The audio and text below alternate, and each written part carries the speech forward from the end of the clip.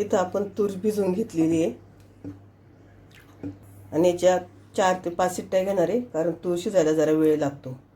आपण मिक्सरचं भांडं घेतले, त्यामध्ये 1 चमचा मिरची पावडर, थोडंसं जिरं, लसूण. आता हे आपण सगळं मिक्सरला बारीक करून घेणार आहे.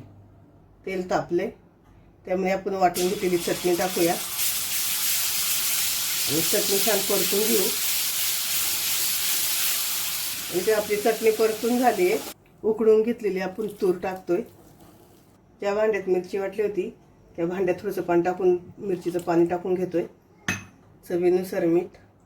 आपण ज्या भांड्यात मिरची वाटली होती त्याच भांड्यात शेंगदाण्याचा कूट घेतलाय आणि आता तो मिक्सरला बारीक करून घेणार आहे. आपल्या तुरीला उकळी आली इथे, त्यामध्ये शेंगदाण्याचा कूट बारीक केलाय तो टाकून घेऊया आणि मिक्स करून घेऊ. मिक्सरच्या भांड्यामध्ये पाणी टाकले मी, शेंगदाणे वाटले त्यात, ते पाणी ओतून घेऊया आपण आणि ते घट्ट पातळ बघूया. तुम्हाला पाहिजे तेवढा तुम्ही रस्सा करू शकता.